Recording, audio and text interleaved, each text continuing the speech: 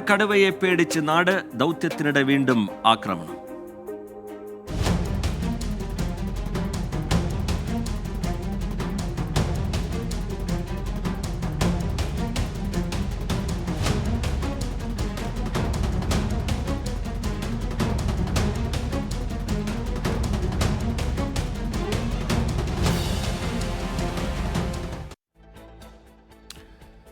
മാനന്തവാടി പഞ്ചാരക്കൊല്ലിയിൽ നരഭോജിക്കടുവയ്ക്കായുള്ള തിരച്ചിലിനിടെ വനപാലകനെ കടുവ ആക്രമിച്ചു. കടുവ ചാടി വീണപ്പോൾ തടഞ്ഞ ബീറ്റ് ഓഫീസർ ജയസൂര്യയ്ക്ക് കൈക്ക് പരിക്കേറ്റു.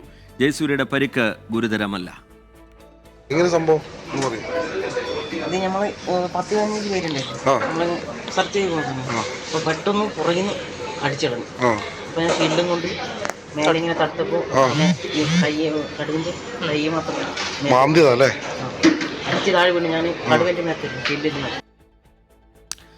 പഞ്ചാരക്കൊല്ലിയിൽ രാധയെ ആക്രമിച്ചു കൊന്ന സ്ഥലത്തിന് തൊട്ടടുത്ത് തന്നെയാണ് വീണ്ടും കടുവയുടെ ആക്രമണം ഉണ്ടായത്. കടുവയ്ക്ക് വെടിയേറ്റിട്ടില്ല എന്ന് മന്ത്രി ഒ ആർ കേളു പറഞ്ഞു. അപ്പോൾ വലിയൊരു ഗ്യാങ് തന്നെ ഫോറസ്റ്റിൻ്റെ ഉള്ളിലേക്ക് പോയി സെർച്ച് നടത്തി കൊണ്ടിരിക്കുന്ന അവസരത്തിലാണ് പുറകിൽ നിന്ന് കടുവിൻ്റെ ഒരു അറ്റാക്ക് ഉണ്ടാവുന്നത്. ജയസൂര്യ എന്ന് പറയുന്ന ബീറ്റ് ഫോറസ്റ്റ് ഓഫീസറെ അത് അടിച്ച് വീഴ്ത്തുകയാണ് ചെയ്തിട്ടുള്ളത്. അപ്പോൾ കാര്യമായിട്ടുള്ള ഒരു അപകടകരമായിട്ടുള്ള ഒരു പരിക്കൊന്നും ഇപ്പോൾ നിലവിലില്ല. അദ്ദേഹത്തിൻ്റെ കൈത്തണ്ടേൻ്റെ ഇവിടെ ഒരു നഖം കൊണ്ടു കയറി എന്നുള്ളതാണ് ഒരു കൃത്യമായിട്ടുള്ള ഒരു പരിക്ക് എന്ന് പറയുന്നത്. അപകടത്തെ സംബന്ധിച്ചുള്ള വിഷയങ്ങളൊന്നും നിലവിലില്ല. അപ്പോൾ കടുവ ഇങ്ങനെ നിന്ന് കിട്ടുന്നില്ല, വെടിവെക്കാനായിട്ട് നിന്ന് കിട്ടുന്നില്ല, ഇങ്ങനെ ഓടിക്കൊണ്ടിരിക്കുകയാണ്. അവർ കാട്ടിൽ തന്നെയാണ് ഇപ്പോഴും. ഇതിനെങ്ങനെ ലൊക്കാലിറ്റി ചെയ്ത് ഇങ്ങനെ കടുവേനെ പിടിക്കാനുള്ള ഒരു വലിയ ശ്രമവും ഈ നിമിഷവും അവർ കാട്ടിൻ്റെ അകത്ത് ചെയ്തുകൊണ്ടിരിക്കുകയാണ്. കടുവയ്ക്ക് വെടിയേറ്റിട്ടില്ല. കടുവ ആക്രമണത്തിന്റെ പശ്ചാത്തലത്തിൽ വയനാട് ജില്ലാ കളക്ടറേറ്റിൽ ഉന്നതതല യോഗം ചേരുകയാണ്. ഓൺലൈനായി മുഖ്യമന്ത്രി പിണറായി വിജയനും യോഗത്തിൽ പങ്കെടുക്കുന്നുണ്ട്. വിവരങ്ങളുമായി സുർജിത്ത് അയ്യപ്പത്ത് പഞ്ചാരക്കൊല്ലിയിൽ നിന്നും, അഭിജിത്ത് മുഴക്കുന്ന് മാനന്തവാടി മെഡിക്കൽ കോളേജിൽ നിന്നും, വിപിൻ സി വിജയൻ കളക്ടറേറ്റിൽ അവലോകന യോഗം ചേരുന്നുണ്ട്. അതിന്റെ വിശദാംശങ്ങളുമായി വിപിൻ സി വിജയനും നമുക്കൊപ്പം ചേരും. ആദ്യം സുർജിത്ത് അയ്യപ്പത്തിലേക്കാണ്. സുർജിത്ത്, അതീവ ഗൗരവതരമായ ഒരു സാഹചര്യം നിലനിൽക്കുന്നു എന്ന് തന്നെ പറയേണ്ടി വരും. ഇന്ന് ദൗത്യസംഘത്തിന് നേരെ കടുവയുടെ ആക്രമണം ഉണ്ടാകുന്ന പശ്ചാത്തലം, ഇപ്പോഴും പഞ്ചാരക്കൊല്ലി വിട്ട് കടുവ പോയിട്ടില്ല എന്നുള്ള കാര്യത്തിലുള്ള ആശങ്ക. എന്താണ് ഇനി അടുത്ത പ്ലാൻ, സുർജിത്ത്? റിജിത്ത്, ഈ ഏകദേശം ഒരു 11:30 കൂടിയാണ് ഒരു ഉദ്വേഗജനകമായ ഒരു അവസ്ഥയ്ക്ക് ഈ മേഖല സാക്ഷ്യം വഹിക്കുന്നത്. തറാട്ട് എന്ന് പറയുന്ന സ്ഥലമാണ്, പഞ്ചാരക്കൊല്ലി തന്നെയാണ്.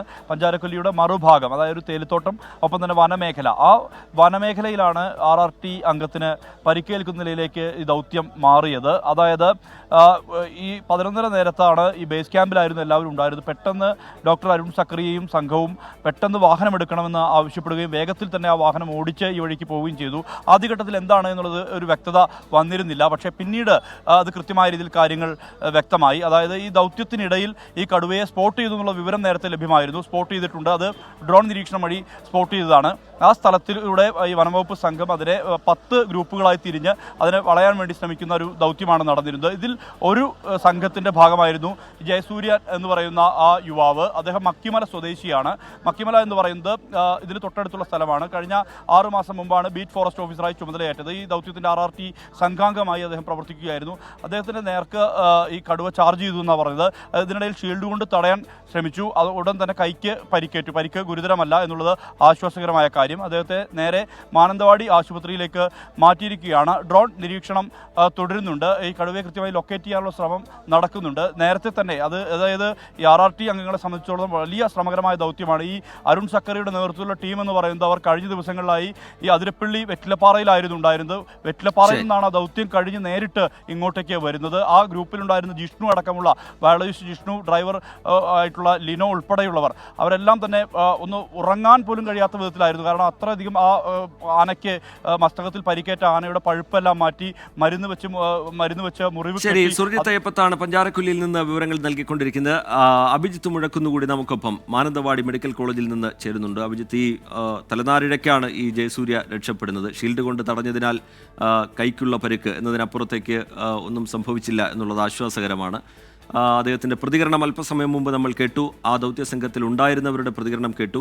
എന്താണ് സംഭവിച്ചത്, അവർ വിശദീകരിക്കുന്നത് എന്താണ്, അഭിജിത്ത്? ടി കെ അദ്ദേഹത്തിന്റെ ആരോഗ്യനിലയെ സംബന്ധിച്ച് പറയാം. ആരോഗ്യനില തൃപ്തികരമാണ്. അദ്ദേഹത്തിന് വേണ്ട എല്ലാ ചികിത്സയും ഈ മാനന്തവാടി മെഡിക്കൽ കോളേജിൽ നിന്ന് നൽകുകയും ചെയ്യുന്നുണ്ട്. അദ്ദേഹത്തിന്റെ വലതു കൈയുടെ മുട്ടിന് മുകളിലാണ് ഈ പരിക്ക് പറ്റിയിട്ടുള്ളത്. ഗുരുതരമായ പരിക്കല്ല എന്നുള്ളത് തന്നെയാണ് ഏറ്റവും ആശ്വാസകരമായ കാര്യം. അദ്ദേഹത്തിന്റെ പ്രതികരണം റീജിത്ത് സൂചിപ്പിച്ചതുപോലെ തന്നെ അല്പസമയം മുമ്പ് നമ്മൾ കേട്ടതാണ്. ഇവർ രാവിലെ 8 പേരടങ്ങുന്ന 8 സംഘങ്ങളായാണ് ഉൾക്കാട്ടിലേക്ക് ഈ കടുവയ്ക്കായുള്ള തിരച്ചിൽ ആരംഭിച്ചത്.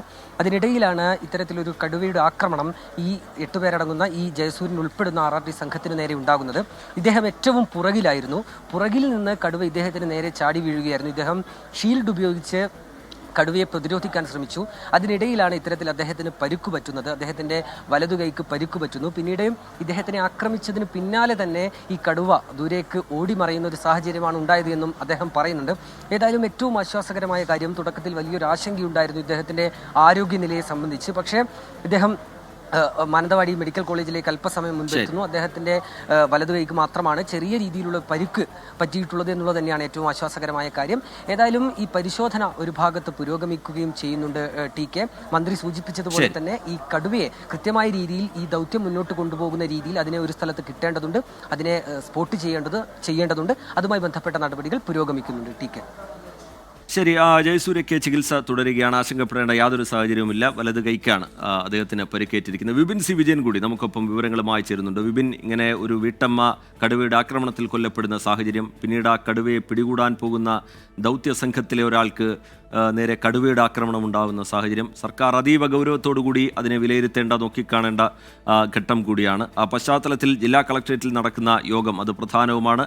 അതിൻ്റെ ഗൗരവം മനസ്സിലാക്കി മുഖ്യമന്ത്രിയും ആ യോഗത്തിൻ്റെ ഭാഗമാകാനുള്ള തീരുമാനത്തിലേക്ക് എത്തിയിട്ടുണ്ട്. എന്താണ് ഇന്നത്തെ യോഗത്തിൻ്റെ അജണ്ടയായി വരാൻ പോകുന്നത്? തുടർന്നുള്ള ആക്ഷൻ പ്ലാൻ സംബന്ധിച്ച് ഇന്നത്തെ യോഗത്തിൽ എന്ത് തീരുമാനത്തിനാണ് സാധ്യത, വിപിൻ?